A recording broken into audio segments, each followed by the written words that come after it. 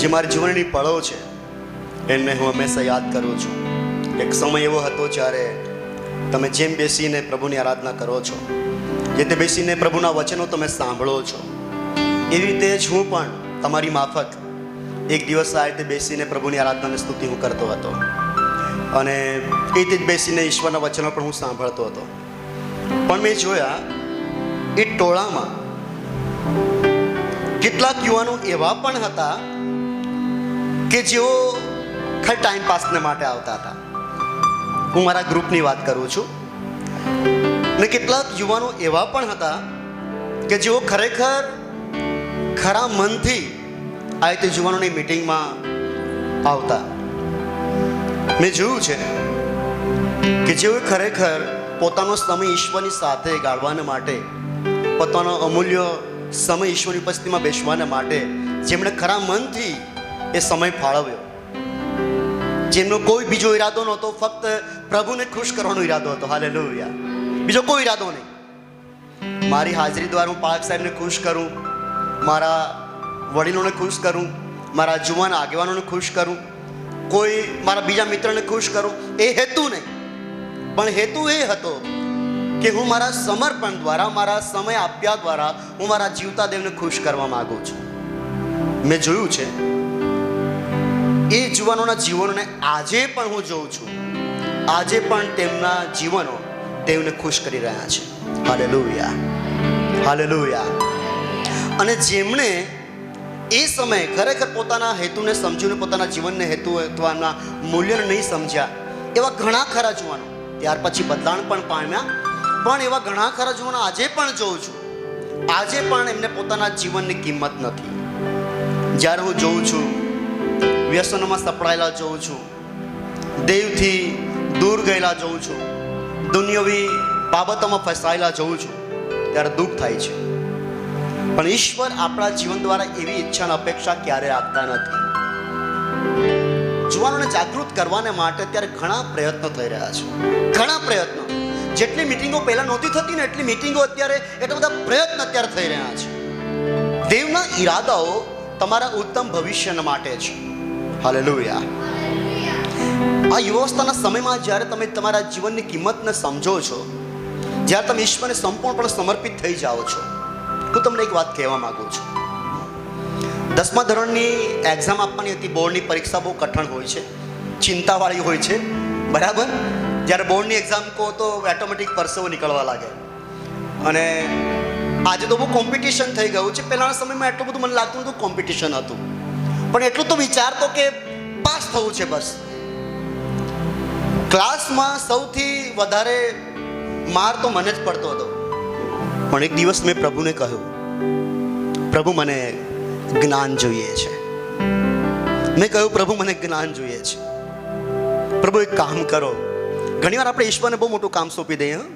કરવાનું કંઈ ના હોય આપણે, પણ દેવને મોટી પ્રાર્થનાઓ કરીને મોટી મોટી બાબતો માગીએ છીએ. જો હું તમને કહેવા માંગુ, મેં પ્રભુને શું કહ્યું ખબર છે? પ્રભુ, 10મામાં પાસ કરી દો, હું તમારી સેવા કરીશ. આપણે ઘણીવાર આવું કરીએ ને, પ્રભુ મને 12મું પાસ કરી દો, પ્રભુ મને નોકરી આપી દો, બસ હું દર મહિને આમ કે મારો દશાંશ હું તમને આપી દઈશ. પ્રભુ આખો પગાર, પહેલો પગાર તમને આપી દઈશ. પ્રભુ તમને 12માં બસ પાસ કરી દો, હું દર રવિવારે મીટિંગ એટેન્ડ કરીશ. પ્રભુ બસ મને 10મામાં પાસ કરી દો, હું તમને 1000 રૂપિયા દાન આપીશ.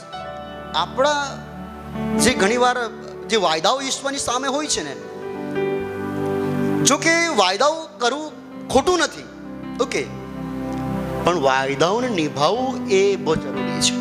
એટલે મેં પણ દેવને વાયદો કર્યો, પ્રભુ 10મામાં પાસ કરી દો, હું તમારી સેવા કરીશ. એટલે જો કે મેં મહેનત કરી આખી રાતોની રાત. એ સમય તો હોસ્ટેલમાં હું રહેતો હતો. ખાસ વાંચવાના માટે આવી લાઇટો નહોતી. એ સમયે પેલા લાલ ગોળા હતા અને ઝાડ પર ટીંગાડ ત્યાંથી માંડ માંડ દેખાય. જેને વાંચવું હોય તો ભાઈ ઝાડ નીચે જઈને વાંચે બહાર. હમણાં તો વાંચવા માટે મા બાપ બહુ સારામાં સારી ફેસિલિટી બાળકોને આપે છે, પણ એ ગોળાઓ નીચે બેસીને જેટલું દેખાય એટલું આખી રાતોની રાત બેસીને વાંચતા. અને બન્યું પણ એવું કે 10મામાં બોર્ડની એક્ઝામને બીમાર થઈ ગયો. 2 પરીક્ષાઓમાં તો સખત આવે, પણ છતાં પણ ગમે તેમ કરીને પરીક્ષા આપી.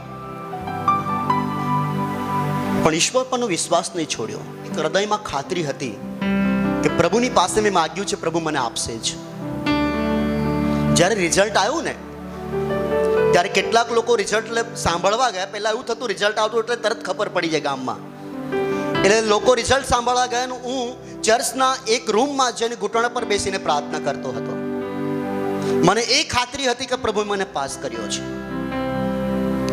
અને એ ચર્ચના એ રૂમમાં જ્યારે હું પ્રાર્થના કરતો હતો ને કેટલાક વ્યક્તિઓ આવ્યા, કહે છે કે કિશોર પાસ થઈ ગયો છે અને એનો બીજો નંબર આવ્યો છે. પ્રભુનો મેં આભાર માન્યો. એ સમયે 59% પ્રાપ્ત થવા પણ બહુ સરળ નહોતું, બહુ અઘરું હતું. પણ જ્યારે પાસ થયો ને પછી મનમાં થયું કે હવે પીટીસી કરી લેવું જોઈએ, શિક્ષક બનવાનું છે. હવે જો માણસનું મન ચંચળ છે. હા ભાઈ, કેટલાકે સલાહ આપી કે ભાઈ તું પીટીસી કરી લે, શિક્ષક બની જા. કેટલાક કીધું ડિપ્લોમા કરી લે, અને ડિપ્લોમાનું તો ફોર્મ પણ ભરી દીધું. ઇન્ટરવ્યૂ માટે કોલ લેટર પણ ઘરે આવી ગયો. પણ કોલ લેટરને જોઈને વિચાર કરો, લાલ બત્તી અહીં બળે. તે તો વાયદો આપ્યો છે ને ભાઈ, સેવામાં જવા માટે વાયદો કર્યો છે. પીટીસી માટે પણ ઘણા પ્રયત્નો કર્યા. પણ હું તમને કહેવા માંગુ છું, માણસના પ્રયત્નો નિષ્ફળ જશે જો તમે તમારી બુદ્ધિને જ્ઞાનથી કામ કરશો. તો 11-12 પૂરું કર્યું, એના પછી ગયો નહીં. સમય એવો આવ્યો, મને એવું થયું કે હવે હું ઈશ્વરથી દૂર જઈ રહ્યો છું. મને લાગ્યું એ પાપમય જિંદગી જાણે કે મને ખેંચી રહી હતી. હું તમને હકીકત વાત કહેવા માંગુ છું, એકદમ સ્પષ્ટ વાત કરવા માંગુ છું. લોકો મને સારા છોકરા તરીકે ઓળખતા હતા, પણ ખરેખર હું સારો છોકરો નહોતો. એ સ્પષ્ટ કહેવા માંગુ છું. હું પાપમય જિંદગી જીવતો હતો.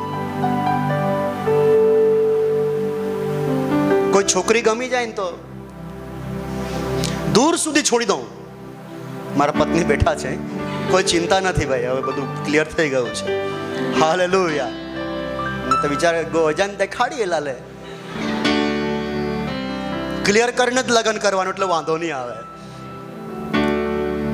જુવાનીનો સમય એવો છે, હેર સ્ટાઇલ પણ મસ્ત બનાવી દો એટલે કોઈ છોકરી જોતી જ રહી જાય. છોકરી તમારી બી કંઈ થોડું કપડા કે હેર સ્ટાઇલ કે થોડું લાલીવલ લગાડી દો એટલે લાગે કે ભાઈ છોકરા જોતા જ રહી જાય. હમણાં બોલ પેન બેગમાં ના હોય એટલે તો લાલી જ પડેલી હોય બેગમાં, સ્કૂલની બેગમાં. એવો સમય આવ્યો છે. આ બધી બાબતો આ વ્યવસ્થામાં સાચવી લઈએ. હું ઘણી વાર કહું છું, જ્યારે પહેલાના સમયમાં તો મારા પપ્પા વાળ કાપી આપતા હતા ને પપ્પા મને વાળ કાપી આપ્યા એકવાર મસ્ત. પછી પપ્પાને કહું કાનામાં એવો કવાય કાંઈ મોતિયા દેતી ટાંકી લીધી. પપ્પાને કીધું કાનમાં એક પહેરવાનું પહેરી લેવા. આમ કે જોજે પહેરતો જોજે માર પડશે. એવી સ્ટાઇલ તો અમારા સમયની ચાલતી આવી છે. એ હમણાંની નવી નથી. સાક્ષીની જ્યારે વાત આવે છે, યુવા પેઢીની જ્યારે વાત આવે છે, યુવા શક્તિની જ્યારે વાત આવે છે, સૌથી મહત્વ અત્યારે એ છે પ્રિય જુવાનો કે તમારે ને મારે એક ઉત્તમ સાક્ષી બનાવવાની જરૂર છે. કેટલાય જુવાનો પોતાની ભર યુવાનીમાં જે મોટા આગેવાનો છે, મતલબ આજે ચર્ચોમાં મોટા આગેવાનો થઈ ગયા, મોટા પાસ્ટરો થઈ ગયા અથવા તો ઇવાન્જલિસ્ટ થઈ ગયા, અગર તમે તેઓની સાક્ષી સાંભળશો તમને એ જાણવા મળશે કે એક સમય એવો હતો કે ત્યારે તેઓ ક્લબમાં જઈને લોકોને ખુશ કરતા હતા. ક્લબમાં જઈને ગીતો ગાતા, લોકો નચાડતા, ખુશ કરતા. અને એવા જુવાનોની વાત પણ કરવામાં આવે છે કે જુવાનો જેઓ દારૂના અડ્ડાઓ પર બેસીને પોતાના જીવનને વેડફી નાખતા હતા, એવા જુવાનો જ્યારે પ્રભુ ખ્રિસ્તને પોતાનું જીવન સોંપ્યું ને ત્યારે તેમનો વિસ્તાર, એમનું શહેર ઉથલ પાથલ કરી નાખ્યું. ઈશ્વર એવા જુવાનોની શોધમાં છે હમણાં કે જો પોતાના ગામને, પોતાના વિસ્તારને ઉથલ પાથલ કરી નાખે. હાલેલુયા, હાલેલુયા,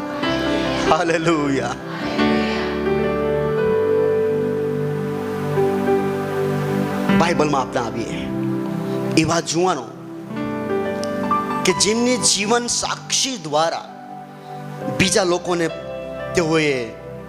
લોકો પ્રભાવિત થયા, એ જુવાનો સંબંધી કેટલીક વાતો આજે આ સવારના સમયે આપણે સાંભળવા માંગીએ છીએ. પહેલો સમુએલ તેનો 16મો અધ્યાય અને 18મી કલમ. પહેલો સમુએલ તેનો 16મો અધ્યાય અને 18મી કલમ આ પ્રમાણે કહે છે, ત્યારે તે જુવાનોમાંથી એકે ઉત્તર આપ્યો કે જુઓ, યસાઈ બેતલીમીનો એક દીકરો છે, તેને મેં જોયો છે. તે વગાડવામાં કુશળ છે, તે પરાક્રમી યોદ્ધો તથા લડવૈયો છે, તેમજ બોલવા ચાલવામાં સાણો તથા ફૂટડો છે, ને યહોવા તેની સાથે છે. હાલેલુયા. આ જે વાત છે એ દાઉદ સંબંધી કરવામાં આવી છે. હવે થયું એવું કે ઇસ્રાયેલનો પ્રથમ રાજા, જેનું નામ સાઉલ, અને સાઉલે જ્યારે ઈશ્વરની આજ્ઞાનું ઉલ્લંઘન કર્યું ત્યારે દેવે તેને રાજા તરીકે નકાર્યા બાદ એવું બને છે કે દુષ્ટ આત્માએ તેમના જીવનનો કબજો લીધો, અને બાઇબલ એવું કહે છે કે તે બબડાટ કરવા લાગ્યો. જેને દુષ્ટ આત્મા વળગેલા હોય ને, એનું મગજ ફેલ થઈ જાય, એનો મગજનો કંટ્રોલ એ દુષ્ટ આત્મા લઈ લે ને બબડાટ કરવા લાગે. અને શાઉલના જીવન સંબંધી આવું થયું, કારણ કે એને ઈશ્વરની આજ્ઞાનું ઉલ્લંઘન કર્યું અને એને લઈને દુષ્ટ આત્માએ તેમનો કબજો લીધો. હવે બન્યું એવું, કોઈક એવી સલાહ આપી કે હું રાજા, તારે પર દુષ્ટ આત્મા એટેક કરે છે, જો તું છુટકારો પ્રાપ્ત કરવા માંગે છે તો એવા કોઈક વ્યક્તિને તમે શોધી કાઢો કે જે દેવની આરાધના કરે.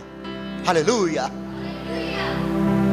એક ભજૈયો હોય જે વગાડતો હોય અને દેવની ઉપાસના કરતો, દેવની સ્તુતિ કરતો હોય, અને જ્યારે તે વગાડશે અને ગાશે ત્યારે દુષ્ટ આત્મા તારામાંથી નીકળી જશે.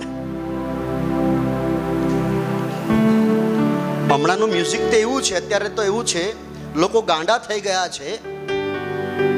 હું દાહોદમાં એક દિવસ એક જુવાનની સાથે વાત કરતો હતો. મને જુવાન કે, અંકલ આમ કે તમારા બાજુ બેન્ડ બહુ ચાલે. મેં કીધું તમને કેવી રીતે ખબર?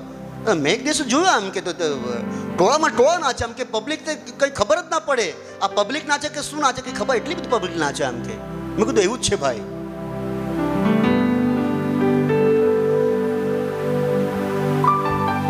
અત્યારે લગ્નનો માહોલ એવો છે, તમે જોશો આપણા વિસ્તારમાં એક જગ્યાએ લગ્ન થયું. ખ્રિસ્તી લગ્નની વાત કરું છું, બીજાની વાત નહીં કરું. આપણે પ્રભુના લોકો ખ્રિસ્તી લગ્નની વાત કરીએ. આપણે ખ્રિસ્તી લગ્ન થયું અને બિચારા ઘરમાં બહુ કંઈ ખાસ કામ કરે નહીં. બિચારી બાઈ થોડું ઘણું કામ કરીને ગુજરાન ચલાવે. છોકરો કે બેન્ડ પાર્ટી જોજે તો જ હારતે ઉરાડ કહો હોય ને તો નહીં. એટલે હવે ઘરમાં તો કંઈ હોય નહીં, બિચારા હવે કરે શું? તો કહો હે બેન્ડ પાર્ટી જોજે, તો કે માનતે ઈ જોજે, મને તો આજ બેન્ડ પાર્ટી જોઈએ ભાઈ. કોલા રૂપિયા, 1 લાખ રૂપિયા, 1 લાખ રૂપિયા, 1 લાખ રૂપિયા બેન્ડ પાર્ટીના. બાળકને કમાવાની કોઈ હેસિયત નથી, એ કશું કરી શકતો નથી. મા બાપ મજૂરી કરીને જીવે અને એમને કહે છે કે ભાઈ 1 લાખ રૂપિયાની બેન્ડ પાર્ટી જોઈએ. મંગાળી બેન્ડ પાર્ટી. આખા ગામના લોકો તૂટી પડ્યા નાચવા માટે, બહાર ગામના આવ્યા, અને કેટલી બાઇકો પણ ગાયબ થઈ ગઈ, કેટલાકનું પેટ્રોલ ગાયબ થઈ ગયું. બીજા દિવસ આમ તો રડતા ફરે, બાઇક ગાયબ થઈ ગઈ ભાઈ અમારી. અને કેટલેકથી લોકો તૂટી પડે છે અત્યારે. અહીં ખબર પડી ગઈ તો તમારે કેટલા વિસ્તારોમાંથી 100 કિલોમીટર દૂરથી સ્પેશિયલ નાચવા માટે જાય છે. યુવા પડી પોતાનો સમય બરબાદ કરી રહી છે, બરબાદગી તરફ લઈ જઈ રહી છે.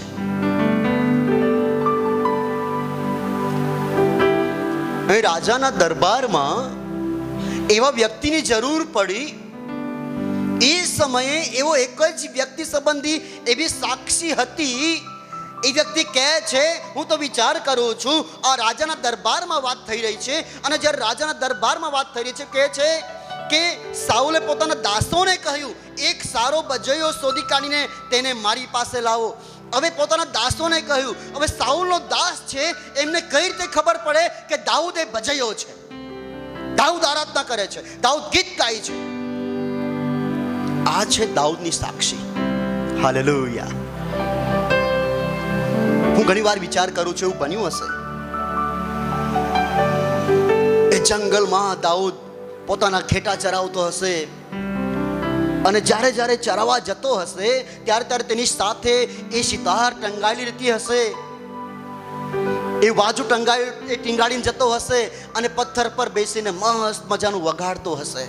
ક્યારેક એ સાઉલનો દાસ ત્યાંથી પસાર થયો હશે, બન્યું હશે એવું, અને મંત્રમુગ્ધ થઈ ગયો હશે અને ત્યાં જોતો હશે કે કોણ આટલું સરસ વગાડે છે. એને આકર્ષણ થયું હશે, એની પાસે ગયો હશે અને પોતાની આંખો બંધ કરીને એ વગાડતો હશે, દેવની આરાધના કરતો હશે, અને ત્યાં શાંતિથી બેસીને સુરને સાંભળતો હશે, એ ગીતોને સાંભળતો હશે, અને એના જીવનમાં પણ કામ થયું હશે, એવું બન્યું હશે. આવું હું વિચારું છું. ઘણીવાર આવું બને છે. જ્યારે મારે પહેલી વાર ગિટાર શીખવાનું હતું, આ ગિટાર છે, અને મને વિચાર આવ્યો મનમાં કે પ્રભુ, આ જે વાજુ છે, આ વાજુ મારે શીખવું છે. ગિટાર નામ તો આવડે, પણ એ તાર કેમના બેસાડવાના, શું કરવાનું કોઈ ખબર ના પડે. અને એક મનમાં ઈચ્છા હતી. જ્યારે હું 18 વર્ષની વયે પ્રભુને મેં 17 વર્ષની વયે મેં મારું જીવન પ્રભુને સોંપ્યું, અને 18 વર્ષની વયે જ્યારે સંપૂર્ણ સેવા માટે બહાર નીકળ્યો ત્યારે મનમાં એક ઈચ્છા થઈ ગઈ. હું તામિલનાડુમાં હતો 1998માં, અને એ સમયે મને એક ઈચ્છા થઈ ગઈ કે પ્રભુ, મારા ગિટાર શીખવું છે. એક વ્યક્તિને કહ્યું, ભાઈ મને એકાદ કોડ શીખવાડી દે.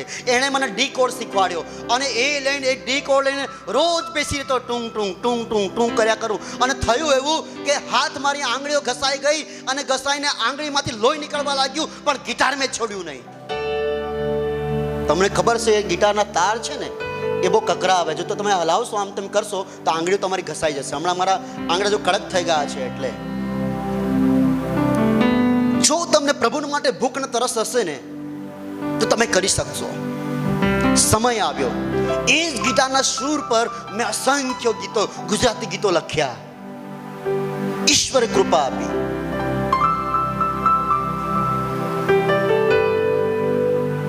ઈશ્વરની સાનિધ્યના માટે છે ને આરાધના અને સ્તુતિ બહુ મહત્વનો ભાગ ભજવે છે. Hallelujah, hallelujah. પિક્ચરના ગીતો તમને શાંતિ નહીં આપે, તમને સુકૂન નહીં આપે. પિક્ચરના ગીતો તમને તમારા હૃદયની ધડકન વધારી દેશે, તમારા મનના વિચારો બદલી નાખશે.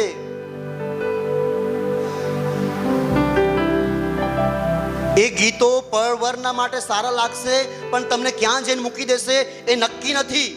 વિશ્વમાં 100 કરતા પણ વધારે એક્ટર્સ અને એક્ટ્રેસીસ આત્મહત્યા કરીને મરી ગયા છે. તેઓ તમારા જીવનમાં કંઈ પણ સારું કામ નહીં કરી શકે. જે ટીવીના પડદા પર સારું જીવન બતાવે છે, શું એમનું આવું જીવન હોઈ શકે જેને આત્મહત્યા કરીને ફરજ પડે? બોલો. તો તમારા મારા જીવનમાં તેઓ પ્રભાવ ના પાડી શકે. હું તમને કહેવા માંગુ છું, મને પણ જવાનના સમયમાં પિક્ચરના ગીતો સાંભળવાનું બહુ મન થતું હતું, પણ સાંભળતો ને આંખ બંધ કરીને ત્યારે અમુક ચહેરાઓ યાદ આવતા. પ્રભુ નહીં યાદ આવતો, ચહેરા યાદ આવે. બીજા ચહેરા, દુનિયાના ચહેરા યાદ આવે. મને એવું લાગતું કે આનંદ આવે છે, પણ જે દિવસે ખબર પડી કે આમાં આનંદ નથી, છોડી દીધું. હાલેલુયા.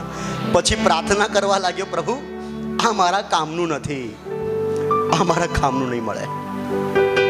ઈશ્વરના આભાર માનું છું કે 18 વર્ષની વયે, 17 વર્ષની વયે પ્રભુએ મને એ સદબુદ્ધિ આપી, એ સમજ શક્તિ આપી કે જેથી કરીને મારી બાકીની જિંદગી હું દેવની સેવાના માટે વાપરી શકું. મારા છોકરા માટે પણ આવું જ કર્યું છે. મેં 17 વર્ષની વયે 12મું પાસ કર્યું છે. મારો છોકરો અત્યારે ડૉક્ટર બને એ સ્થિતિમાં હતો, પણ મેં મારા પરિવારે અમે એમને અત્યારે ડૉક્ટર બનવા નથી મોકલ્યો, અમે એમને બાઇબલ કોલેજમાં મોકલ્યો છે. મારા છોકરાએ બહુ મહેનત કરી છે, ટ્યુશન વગર રાત દિવસ એને મહેનત કરી છે. એ રડ્યો છે, આંગળામાં ચાંદા નીકળ્યા 2-2 વાર. મેં એને નવડાવ્યો છે, મેં એમને ખવડાવ્યો છે. જુવાન છોકરાની વાત કરું છું, મારા દીકરાની વાત કરું છું. હોસ્ટેલમાં હતો, બંને આંગળા, ઊંઘી શકતો નહોતો. આમ આંગળા કરીને ફરે. હું એને નવડાવતો હતો, હું એને ખવડાવતો હતો. એટલી મહેનતથી એને 12મું પાસ કર્યું છે. મેં ધાર્યું હોત તો એને ડૉક્ટર બનાવ્યો હોત. પણ મને ખબર છે, ઘણીવાર હું પણ કોથા ખાઈ ગયો. મારી પત્ની કહે છે કે એક દિવસ ઉપવાસ પ્રાર્થના કરી નિર્ણય કરી શું કરવાનું છે. ઉપવાસ પ્રાર્થના સહિત એમને બીજા દિવસ સાંજે ફોન કરીને કહ્યું, એને કશું નથી કરો, બાઇબલ કોલેજમાં મોકલી દેવો છે.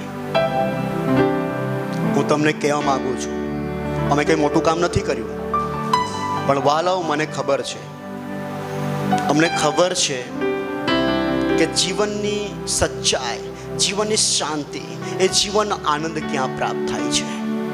હું તમારા માટે નથી કહેતો, જો તમે એ હાંસલ કરવા માંગો છો કરો, તમે સારું ભણો, સારી નોકરી કરો. એ નિર્ણય અમારો વ્યક્તિગત હતો એટલે કર્યું છે. તમે આગળ વધો, એ દેવને પ્રાર્થના કે તમે આગળ વધો, તમે કરો એ કામને, ઉન્નતિ તરફ, સફળતા તરફ આગળ વધો. આ તો અમારું સમર્પણ છે ઈશ્વરની આગળ, એટલે એમને મોકલ્યો છે. પણ હું તમને કહેવા માંગુ છું, ભર યુવાનીમાં ખોટા માર્ગોમાં પોતાનું જીવન વેડફી નાખવા કરતા દેવની સેવાને માટે અગર તે વપરાઈ રહ્યો હોય તો એના કરતા વિશેષ બીજું ઉન્નતિ ભર્યું કામ હું કહી શકતો નથી. હાલેલુયા. દાઉદની વાત આવે છે, તેમની સાક્ષીની વાત આવે છે, તેમના જીવનની વાત આવે છે. સાઉલનો દાસ કહે છે, એક વ્યક્તિને મેં જોયો છે કે જે એના સંબંધી સાક્ષી આપતા એવું કહે છે કે તે વગાડવામાં કુશળ, પરાક્રમી યોદ્ધો તથા લડવૈયો, તેમજ બોલવા ચાલવામાં સાણો તથા ફૂટડો છે, અને યહોવા તેની સાથે છે. તમારા જીવન સાક્ષી આ છે. લોકો જ્યારે તમને જુએ ત્યારે મહેસૂસ કરવું જોઈએ, અનુભવવું જોઈએ અને કહેવું જોઈએ કે નહીં, આ વ્યક્તિ સાથે દેવ છે. આ જુવાન દીકરાને જ્યારે હું જોઉં છું ત્યારે મને એવું લાગે છે કે દેવ તેની સાથે છે. એક સારામાં સારો એક જુવાન દીકરો છે. ડુપ્લિકેટ જીવનની વાત નથી કરતો, જેવું હું જીવતો હતો. લોકો કહેતા કે આ ક્વાયરમાં ભાગ આપે છે, સારા ગીતો ગાય છે, ભાઈ વગાડે બી છે, સારો છોકરો છે. પણ મને ખબર હતી હું કેવો છોકરો છું. દાઉદ સંબંધી જો તમે જોશો 17મા અધ્યાયમાં, પહેલો સમૂહ 17મા અધ્યાય, આ વાત બધાને ખબર છે, સન્ડે સ્કૂલથી આપણે જાણીએ છીએ. ગોલિયાત સંબંધી કેટલા જણ જાણો છો? ઉપર હાથ કરો. ગોલિયાત, ગોલિયાત ઉપર હાથ કરો. ગોલિયાત બરાબર ઉપર હાથ કરો. એમ નહીં, ગોલિયાત ઉપર હાથ કરો. ઓકે. ખૂબ ખાતો હતો, ખાવતરા પણ ફેમસ છે કે 10 ડીશ ખાવાનું ખાતો હતો, એવું લખ્યું છે? એવું લખ્યું છે કે નહીં? ગોલિયાત સંબંધી મેં કેટલોક અભ્યાસ કર્યો. એવું કહેવાય છે કે ગોલિયાત આશરે 264 કિલો એનું વજન હતું. કેટલું? આશરે 264 કિલો. મારું લગભગ 62 કિલો વજન છે. ઓકે. અને જે ગોલિયાત પોતાના શરીર પર બખ્તર જે પહેરતો હતો ને, એનું વજન 57 કિલો હતું. કેટલું? 57. કોઈનું 57 કિલો વજન છે અહીં? બહેનોનું તો ઓછું જ હોય. ઠીક છે ભાઈઓ, તમે બી માંડ 57 તો 60 કે ઠીક છે. હું માંડ 62 કિલોનો છું. 57 કિલોનું તો એનું બખ્તર તો શું હતું? બખ્તર. એ ખાલી શરીર પર એ પહેરીને જ ફરતો હતો. અને બરસીનું જે ફળ આવે છે, જે ત્રિકોણ આકારનું આવે ને, 6.8 કિલોનું હતું. એનો માંડ મતલબ 7 કિલો નજીક. આપણને ઉંચાકામાં તકલીફ પડે તો ખાલી બરછીનું એનું જે ફળ હતું એ જ એટલું વજનદાર હતું. તો પછી તલવાર એની કેટલી વજનદાર હશે એની પાસે?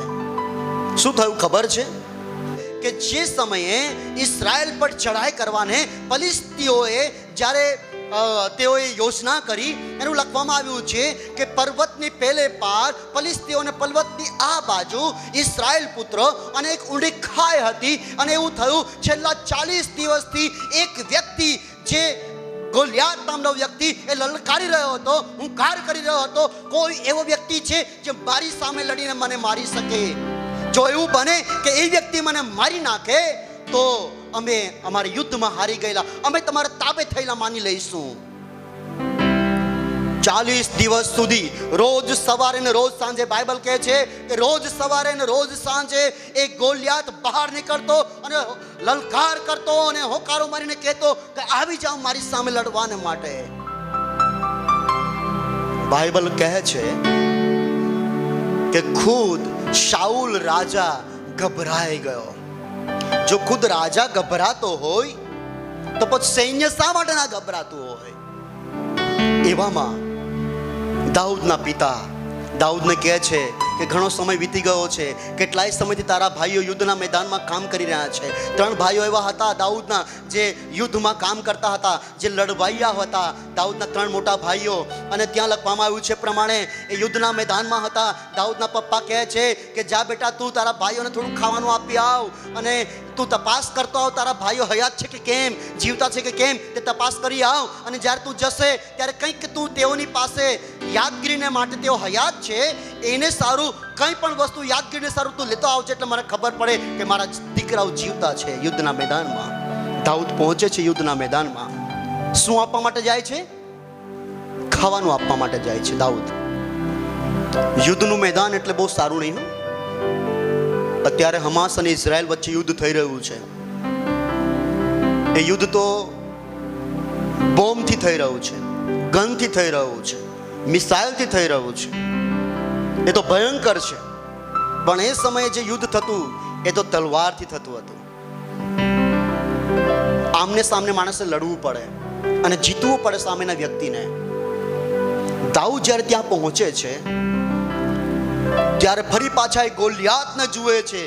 એ હોકારો કરે છે અને કહે છે કે આવી જાઓ, જેને મારી સામે લડવું હોય, જે મને હરાવશે અમે શરણાગતિ સ્વીકારી લઈશું, અમે હાર સ્વીકારી લઈશું, જે મને મારી નાખશે. અને જ્યારે એમના ભાઈઓ દાઉદને જુએ છે, એનો મોટો ભાઈ દાઉદને જોઈ જાય છે અને દાઉદને કહે છે કે તું ભાઈ ખેલ જોવા આવ્યો છે, જા નીકળ નીકળ, જા જા જા. પણ હું તમને કહેવા માંગુ છું, જે વ્યક્તિને આ સામાન્ય વ્યક્તિ સમજતો હતો એ સામાન્ય વ્યક્તિ નહોતો. શા માટે? શા માટે? કારણ કે તેની અંદર દેવનો આત્મા કાર્યરત હતો. હાલેલુયા.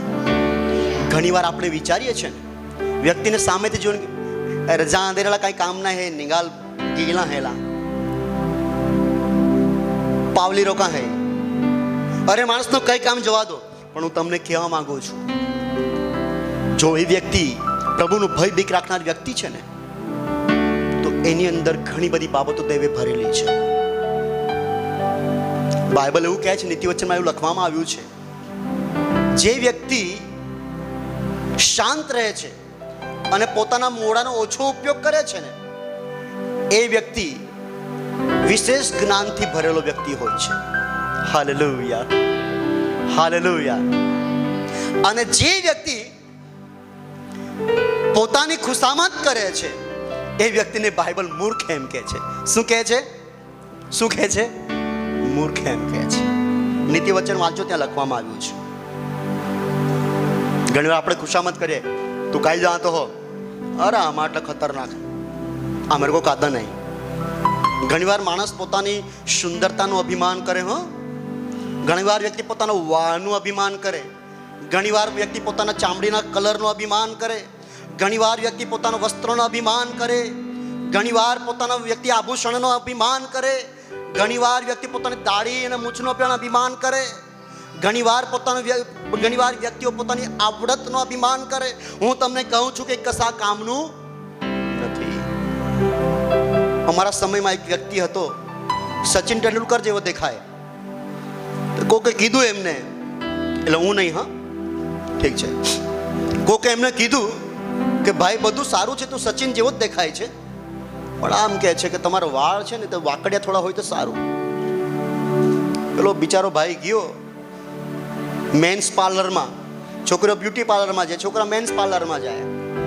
એ મેન્સ પાર્લરમાં ગયો. જૂના જમાનાની વાત છે. આજના સમયમાં તો લગભગ 1000-1500 રૂપિયા થઈ જાય. પેલો ગયો 300 રૂપિયાનો વાળ વાંકડિયા કરાવડાવ્યા, 300 રૂપિયા ખર્ચીને. આખો દિવસ ફર્યો. પેલો કે कैसा दिखता हूँ? अरे बढ़िया, तू एकदम सचिन तेंदुलकर जैसा ही दिखता है. आखो દિવસ ફર્યો, વટમાં ફર્યો, અભિમાનમાં ફર્યો, શાંત થઈ નાવા ગયો, વાળ હતા તેવા તેવા થઈ ગયા. આ છે માણસની સુંદરતા, આ છે માણસનું અભિમાન. પળવારને માટે ખલાસ થઈ જાય છે. સુંદરતા કોઈ કામની નથી, હું તમને કહેવા માંગુ છું. હા, ઈશ્વર તમને સુંદર બનાવ્યા છે, ઈશ્વરનો આભાર માનો. હાલેલુયા. ઈશ્વરે તમને સુંદર બનાવ્યા છે, એના માટે કોનો આભાર માનો? દેવનો આભાર માનો. તમે તમારા જીવનના માટે, તમારી સુંદરતાને માટે. પણ અભિમાન ક્યારે કરશો? અભિમાન માણસને નીચું પાડી દે છે. હું નાનો હતો ને હોસ્ટેલમાં, ત્યારે વોર્ડન છે ને કહેતો, અરે કિશોર એટલે મસ્ત છોકરો છે. એટલે હું બહુ અભિમાન કરતો હતો. પછી એકવાર મને થયું, દેવના હાથમાં કે અલા બાપા, તું કશા કામનો નથી યાર, તું કોઈ કામનો નહીં મળે. એ તો તને તે વોર્ડન ફૂલાવી રહ્યો છે. તને કોઈ વ્યક્તિ કંઈ કામ કરાવવું હોય ને, તે તમને છે ને ફૂલાઈ દેશે. પહેલાં શું કરશે? તો હે ઓલા હે રે વાહ, ઓલા હારા હે એ વાત હે. પછી માણસ બરાબર ફૂલાઈ જાય ને, એટલે પછી કંઈ કામ સોંપી દે એમને. ઘણી નાના બાળકોને જોજો, નાના બાળકોને જોજો તમે, એ જહાં નિષ્કામી નાસ્તા મૂડી, હા નાચવા, નાનું બાળક નાચવા, એ જે અમે કૂદતા મૂડી, હા નાના બાળક કૂદવા માંડે. અમે એ જે યક્કુ દાખી હતી ને, એના નિષ્કામી દુકાને જઈને હે ને કાંઈ બે કામ હોપી હતી કોઈ નહીં કરીને આવે છોકરું. કારણ કે છોકરું ફૂલાઈ જાય. શું થાય? છોકરું ફૂલાઈ જાય. ઘણી વાર આપણે ફૂલાઈ જઈએ ને, ના કરવા જેવું કરી બેસીએ. મિત્ર મંડળમાં આવું બને. દાઉદ સંબંધી બાઇબલ કહે છે કે જ્યારે એ વ્યક્તિને જોયો, ત્યારે વ્યક્તિ કહ્યું કે ગોલિયાતની સામે હું જઈને લડીશ. હાલેલુયા. શું લઈને ગયો ખબર છે?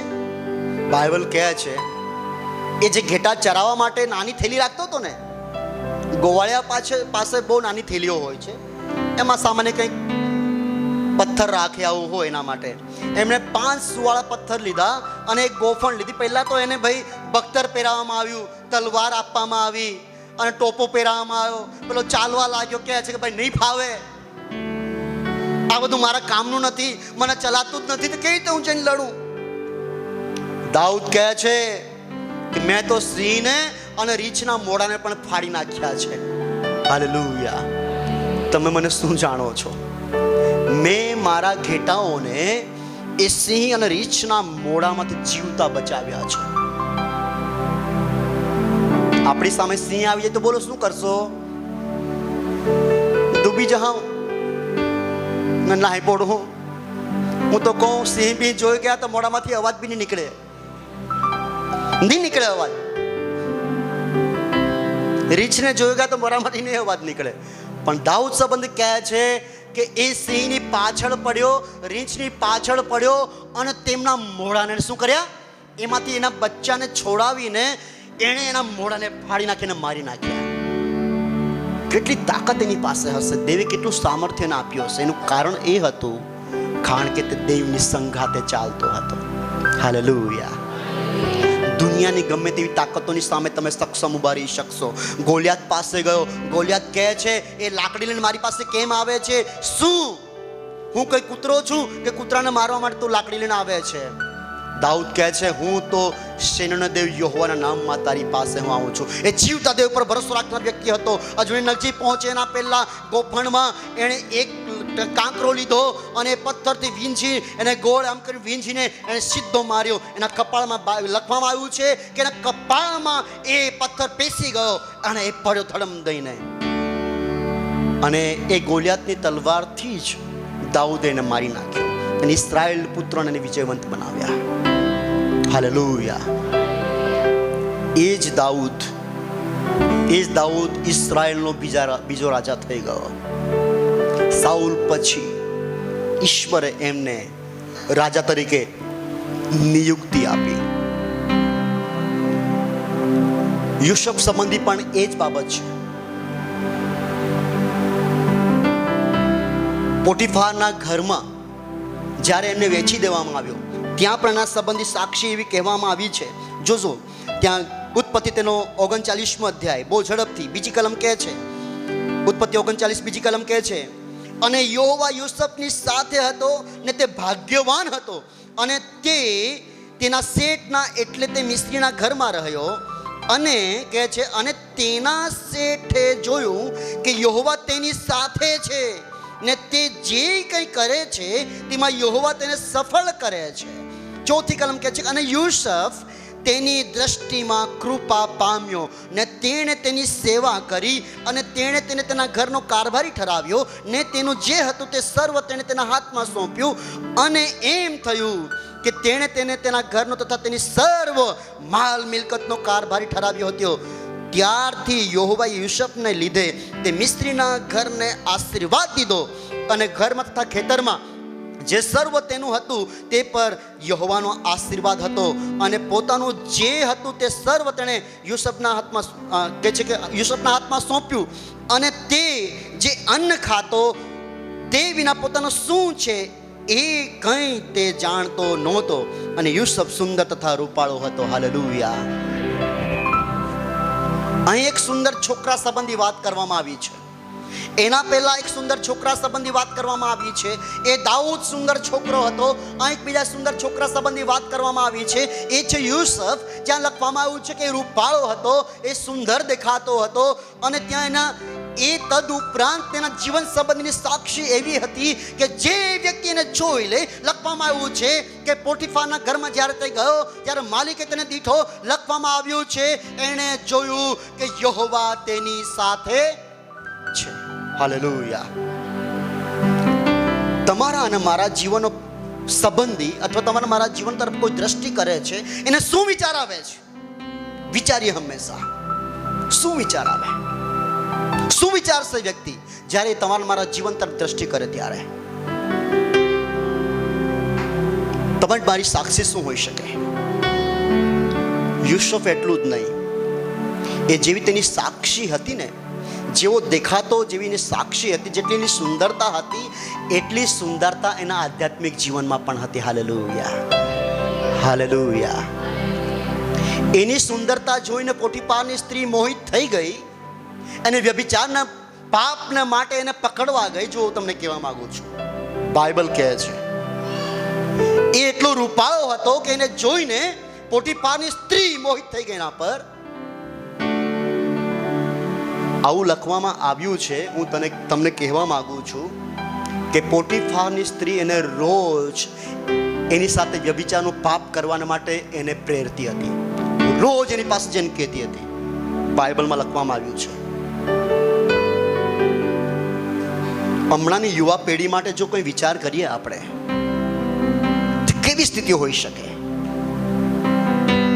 ભર જુવાનીમાં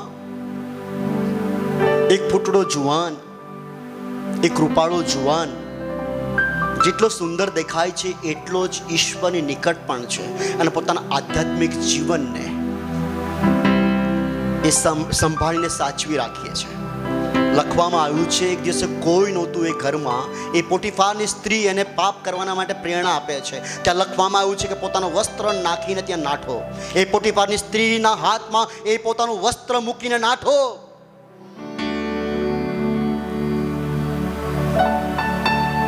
હું તમને કહેવા માંગુ છું, સચ્ચાઈના માટે જો સહન કરવું પડે ને,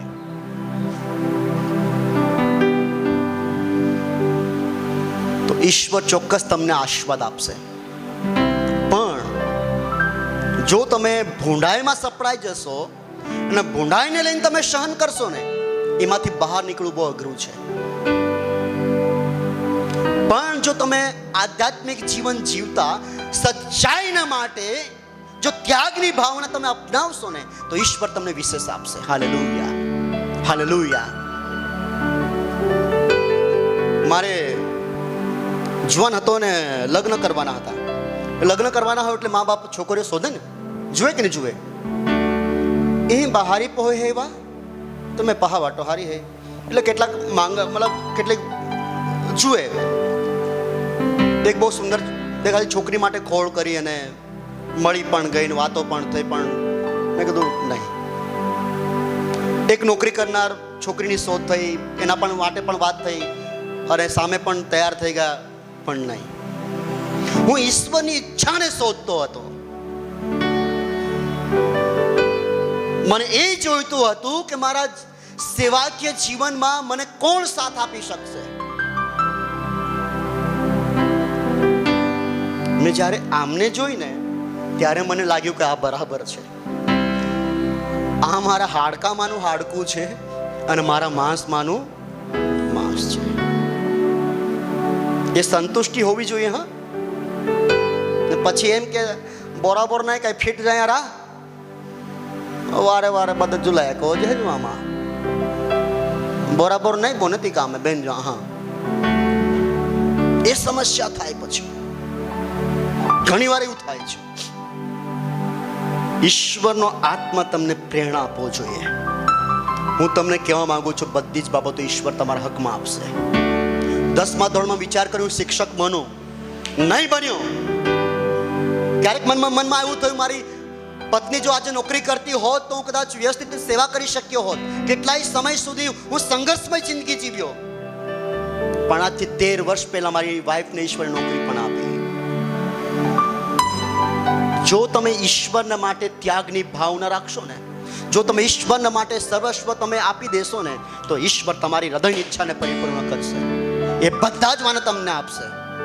કશાની ખોટ તમને નહીં પડવા દે.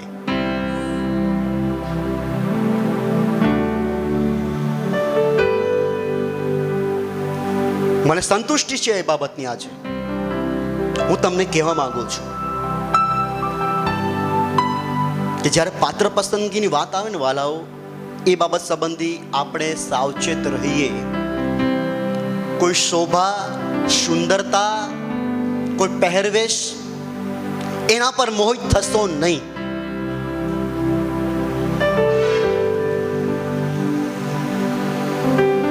અને જે વ્યક્તિ એ બાબતો પર મોહિત થાય છે ને, એ પાછળથી પસ્તાય છે.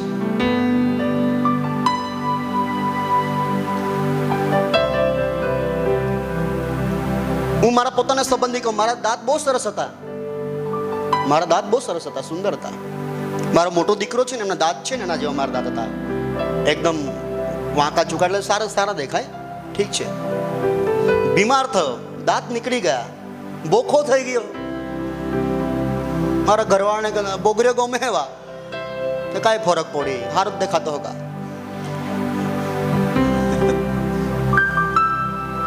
સુંદરતા કોઈ કામની નથી. હાલેલુયા. આ ફૂલની માફક છે. હમણાં તો મને હાથમાં પકડાયું, સરસ લાગે છે, સુંદર દેખાય છે, સુંદર એમાંથી સુગંધ આવી રહી છે. પણ જો તમે તાપમાં મૂકી દેશો સાંજ ઢળતા સુધી, આ તમને હાથમાં નહીં પકડો એવું લાગશે. સુંદરતા એવી છે. યુસુફે પોતાના જીવનની કિંમત સમજી એના સંબંધી લખવામાં આવ્યું છે પ્રમાણે. એ બધી બાબતો તમને નહીં કહું, પણ જ્યારે એ પાપથી નાઠો, એને ઘણું બધું સહન કરવું પડ્યું.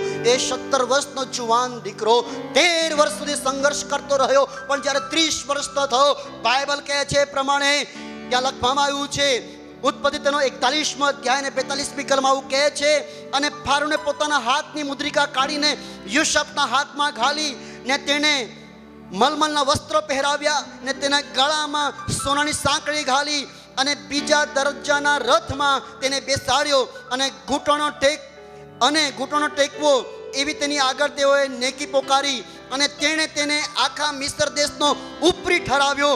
અને ફારૂને યુસુફને કહ્યું, હું ફારૂન છું ને આખા મિસ્ર દેશમાં તારા કહ્યા વિના કોઈ માણસ હાથ કે પગ ઉઠાવે નહીં. અને ફારૂને યુસુફનું નામ સાપનાથ પિનેહ પાડ્યું અને ઓનનો યાજક પોટીફારની દીકરી આસનાથ સાથે તેના લગ્ન કરાવ્યા અને યુસુફ મિસ્ર દેશમાં ફરવા નીકળ્યો. હાલેલુયા. જે યુસુફ વ્યભિચારના પાપથી દૂર નાઠો, પોતાનું વસ્ત્ર મૂકીને નાઠો, ઉઘાડો નાઠો. એ યુસુફના શરીર પર આજે રાજા કેવા વસ્ત્ર પહેરાવે છે? કેવા વસ્ત્ર પહેરાવે છે? મલમલના વસ્ત્ર પહેરાવે છે. હાલેલુયા. દેવ તમને મલમલના વસ્ત્ર પહેરાવશે. Hallelujah, hallelujah. આ છે આધ્યાત્મિક જીવનની સુંદરતા. દેવ તમને મલમલના વસ્ત્ર પહેરાવશે. પ્રિય જુવાનો, જો તમે પાપથી નાશ છો, પાપથી દૂર જશો, જો તમે પાપથી નાસી જશો, દેવ તમને મલમલના વસ્ત્ર, તમને માનના એ મુગટથી તમને સુશોભિત કરશે. દેવ માન આપશે, દેવ તમને મોભો આપશે, દેવ તમને ખ્યાતિ આપશે, ઉન્નતિ આપશે, સફળતા આપશે, ઊંચાઈઓ પર તમને સર કરાવશે, એ ઊંચાઈઓની શિખરો પર તમને લઈ જશે. તમે ક્યારે ના વિચાર્યું હોય એવું દેવ તમારા જીવનના હકમાં થવા દેશે. Hallelujah, hallelujah. આ છે જુવાન યુસુફ. એ 13 વર્ષના સંઘર્ષ બાદ ઈશ્વર એમના જીવનને ઉઠાવે છે.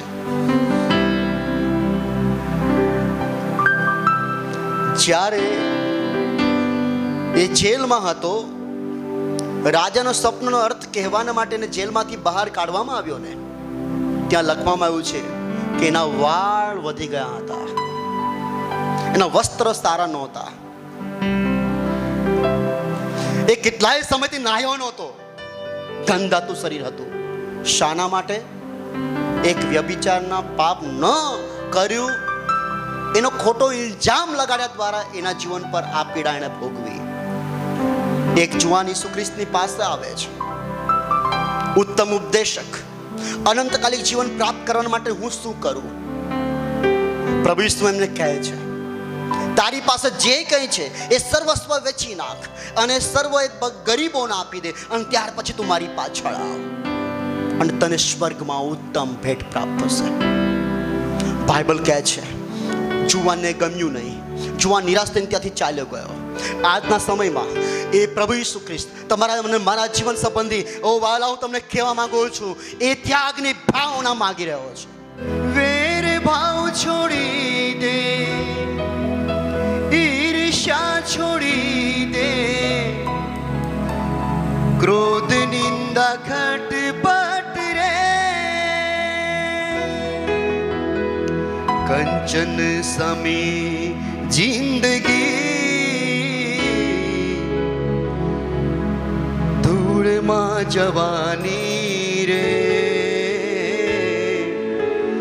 ચાર દિનની આ કાયા તમારી, કરમાય જવાની રે, ચાર દિનની આ કાયા તમારી, કરમાય જવાની રે.